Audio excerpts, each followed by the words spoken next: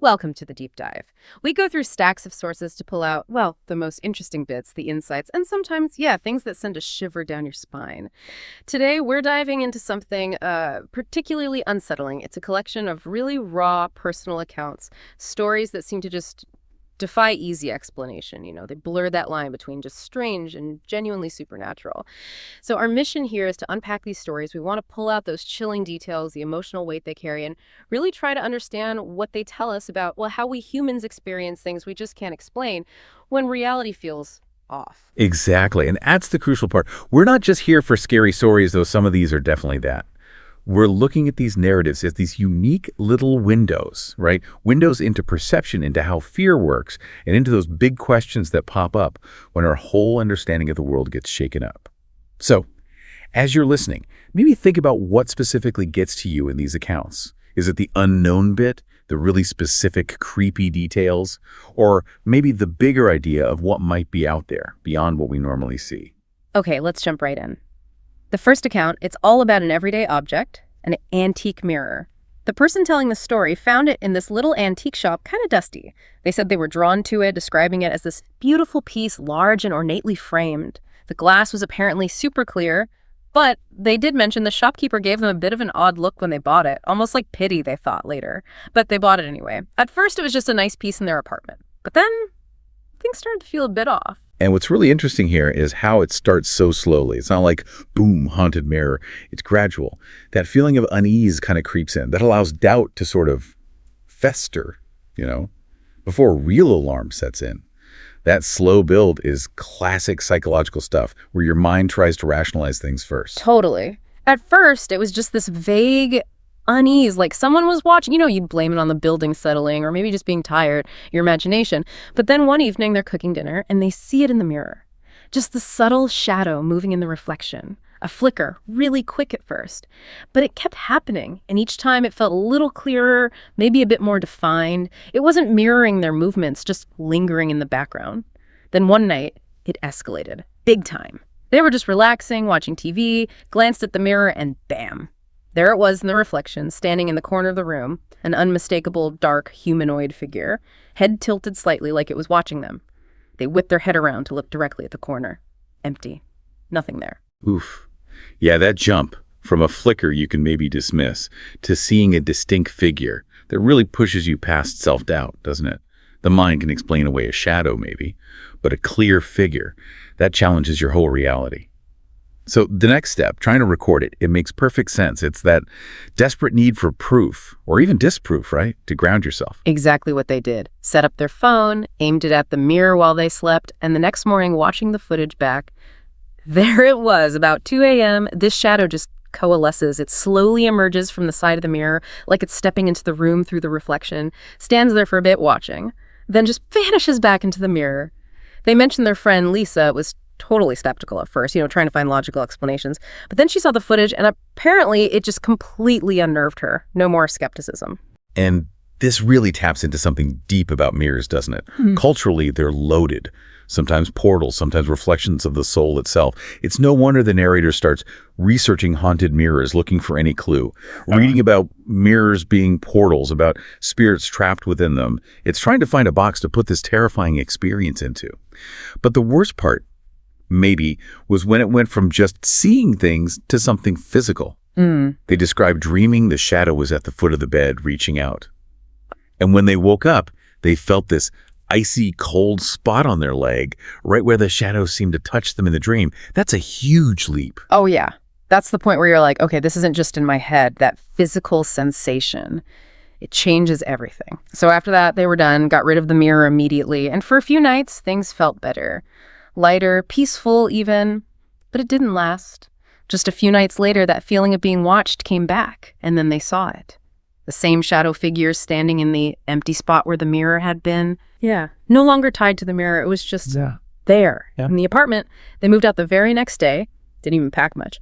But even now, in a new place, miles away, they say it's not entirely gone. Still catches a flicker of movement in the corner of my eye, a shadow that doesn't belong. That persistence, that's what's so deeply unsettling. It suggests the experience wasn't about the object at all, was it attached to the person. Yeah. It becomes this internal thing, this psychological echo that just reshapes how you see the world. Yeah. It raises that question, doesn't it? When is something really gone?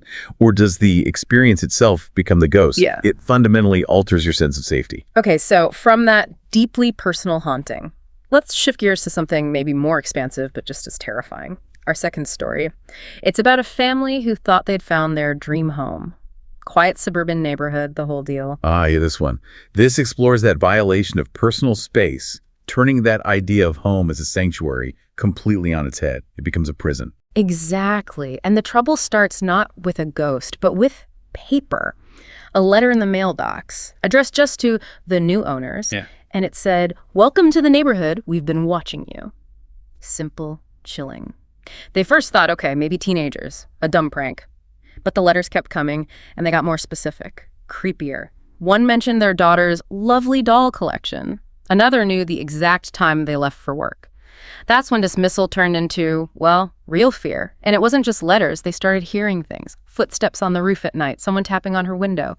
Little things designed to unnerve. That constant low-level threat, the not knowing, Yeah. it's designed to break you down psychologically. Right. So feeling totally exposed, they did what many would do, installed security cameras around the house, trying to get some control back.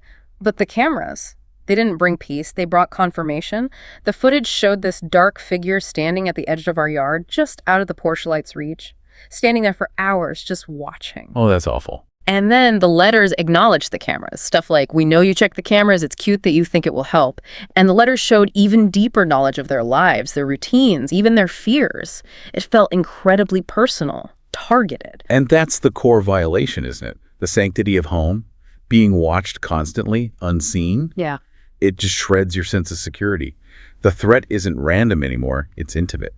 The place you're supposed to feel safest becomes the source of your deepest dread. It's not just being watched, it's having your private life weaponized. Leads to paranoia, loss of control. And then it escalated physically, dramatically. One night, bang, loud crash. They run downstairs, living room window is shattered, and there's another note among the glass. "Did you enjoy the show?" That was the breaking point. The narrator started staying up all night, every night. Fear mixed with this desperate anger, determined to catch whoever was doing this. And one night, they see the figure again. In the yard. They actually run outside to confront it, yelling, but it just vanishes. Gone. No trace. They said that's when they really started to doubt my own sanity. And this is where the story takes that really dark, insidious twist. It becomes less supernatural maybe, but almost more horrifying in a way. They get another letter just telling them to look in the basement. So they do. And hidden behind some old shelves, they find this small, dark room. The walls are covered in old newspaper clippings and photographs. And there's this diary of sorts. It details the lives of all the previous families who lived there, their routines, habits, even their fears, including theirs. God, yeah. The realization just hits them like a ton of bricks. The watcher was someone who had lived in this house before us. They were obsessed with it. And now, obsessed with them, they moved out instantly, just left. But they got one last letter. "You can't escape. I'll always be watching." And chillingly, even in their new home, far away, that feeling lingers, still catching a glimpse of a shadow in the corner of my eye or hear faint footsteps at night. The terror left its mark. It's such a stark example of how obsession, especially tied to a place, can leave this residue. The haunting isn't a ghost, but the psychological scar left by a human predator. It really speaks to how places can seem to hold on to intense human experiences, making psychological escape almost impossible for the victims. Okay, let's shift from the suburbs to the wilderness. Our third account starts innocently enough. A simple camping trip, just trying to relax, reconnect with nature. Right, a setting we usually associate with peace, maybe solitude, which of course makes the intrusion of fear even more potent. It subverts that expectation. Exactly. And the peace didn't last long. Middle of the night, the narrator wakes up, hears this faint sound, then it gets louder, more desperate. It's the sound of crying. And it sounds exactly like a child lost and afraid, which, immediately triggers that instinct to help. They woke up their friend Lisa, and together they head out, following the sound. But the crying, seemed to be moving, always just out of reach, pulling them deeper into the dark woods. That lure is so effective playing on empathy. Totally. So after walking for what felt like ages, getting kind of lost and definitely spooked, they stumble on this structure, an old abandoned cabin, basically a ruin. And the crying, really loud now, seems to be coming from right inside. They hesitate, then cautiously go in. Inside, the air is cold and damp, smells like decay. And the second they step inside, the crying just stops. Dead silence, super eerie. Searching the place, they find something. A small, dusty doll lying on the floor. Old clothes, tattered, faded face. But there was something unsettling about it, like it was watching them. That fear of a lost child, especially out in the wild, is so primal. And finding the doll, this symbol of innocence, right where the crying led them, and then you said the crying started again right behind us as soon as they found it. That creates this immediate terrifying link.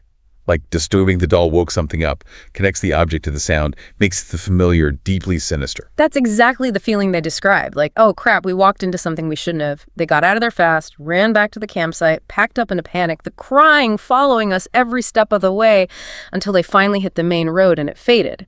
But here's the really weird part. Next morning, packing the tent, getting ready to leave ASAP, what did they find inside the tent? Don't tell me. The doll. That same dusty, creepy doll from the cabin, just sitting there, no idea how it got there. Ugh, that's horrifying. And the impact afterwards. Huge. They left the doll, obviously. But back home, the narrator says they still hear the crying sometimes, at night, always just out of reach. They don't go camping anymore. That connection to nature is just broken, and they still have that pervasive feeling of being watched. It's a powerful example of how one inexplicable event can just fundamentally change your relationship with something you once loved, like the outdoors. The wilderness becomes tainted by that fear. It redefines your boundaries, your sense of safety in certain environments. That dread lingers. Okay, one last story for this deep dive. Picture this. Stormy night, driving home alone, late shift, exhausted, the classic setup. Right, absolutely. Vulnerability, isolation, bad weather. Yeah. It's like the perfect storm, literally, for something strange to happen. Totally. And the driver sees this young woman standing by the side of the road, drenched and desperate for a ride. Now, they admit it was against my better judgment, that little voice saying, don't stop. But she looks so cold and miserable, they pulled over. But once she's in the car, it feels wrong. The silence was heavy. She barely responds to questions, seems distant. And even though the heater's blasting, the temperature in the car dropped noticeably. The driver starts shivering. That sudden cold is a classic trope in ghost stories, isn't it? A physical manifestation of something uncanny. It really is. But here's where it gets really, really weird. The driver glances at the side window, sees her reflection, except it's not her. The reflection is this distorted, twisted visage with hollow eyes and a mouth twisted into a grotesque grin. Horrifying. But when they look directly at the passenger seat, she looks exactly the same. Yeah. Pale, wet, and shivering. That disconnect. Wow. That is deeply disturbing, the reflection showing something else entirely. Yeah. And then, as they're coming up on this sharp bend, she suddenly speaks. Voice is calm, almost detached. You should slow down. And right after she says it, the headlights hit it. A huge fallen tree blocking the road, right in their path, if they hadn't slowed. She warned them. And then, let me guess, she just vanished. Exactly. Driver slams on the brakes, heart pounding, looks over, empty seat. No sign of her. Gone. Vanished into thin air. The vanishing hitchhiker archetype. And the police report. Predictable skepticism. The officer was polite, but basically suggested stress, bad weather, imagination, which leaves the driver grappling with this impossible thing they experienced, believing it, but having no proof. That internal conflict must be immense, knowing what you saw versus what seems possible. Right. But they couldn't let it go. It felt too real. So they started digging into local history, legends about that specific road, and they found it. The story of a young woman who had died in a car accident on that very stretch of road years ago. The local legend said her ghost was sometimes seen hitchhiking, trying to find her way home, often linked to strange occurrences, and she always disappeared before reaching town. Finding that story, it just clicked, terrifyingly. It made them think they really had encountered her ghost, maybe trying to prevent another accident like her own. And that's fascinating, isn't it? When a very personal, terrifying experience lines up almost perfectly with an existing local legend. It doesn't make it less scary, maybe even makes it scarier, but it provides a framework. It validates the experience in a way, connecting it to this shared narrative. It raises that question. Does knowing the legend make it real, or just give us a way to categorize the unexplainable? Okay, wow. So 4 really intense stories. Let's try and pull back a bit. What are the common threads we're seeing across these very different accounts? I mean, there's definitely that creeping unease escalating, right? From subtle feelings to direct encounters, that feeling of being watched is huge in a couple of them. Physical stuff, too, the cold spot, the doll moving. And everyone struggles with belief versus rational explanation and the impact these things stick with people, change how they see the world. Absolutely. What strikes me is how they all tap into these really universal human fears. Fear of the unknown, obviously, loss of control, invasion of personal space, whether it's your home or just your car, and maybe the most unsettling idea, that some things, some presences, might not play by the rules we understand. They stick around, interact in ways they shouldn't be able to. These stories hit us where we're vulnerable. And that isolation aspect, too, it comes up again and again, how hard it is to get someone else to believe you. The police officer's skepticism, the friend's initial doubt, it makes the person experiencing it feel even more alone, maybe even question their own sanity, which must compound the terror. Which leads to that big question, really. When you're faced with something that just breaks all the rules of logic, something your brain insists cannot happen, what do? Do you force it into a rational box, explain it away as stress or imagination? Or do you allow for the possibility that maybe, just maybe, there's more to reality than we currently understand? These accounts, they don't give us neat answers, do they? But they definitely leave you thinking. They absolutely do. We hope this deep dive into these pretty unsettling personal stories has given you plenty to think about. Yeah, whether you come down on the side of rational explanations or you're open to the possibility of the truly unexplainable, these stories are potent reminders. That line between what we know and what we fear can be incredibly thin sometimes. So maybe keep those lights on tonight and definitely keep an open mind. We'll be back soon with another deep dive. But here's something to chew on. If you found yourself in one of these situations experiencing something utterly inexplicable, would you fight to prove it? To make others believe? Or would you just try your hardest to bury it, to forget it ever happened?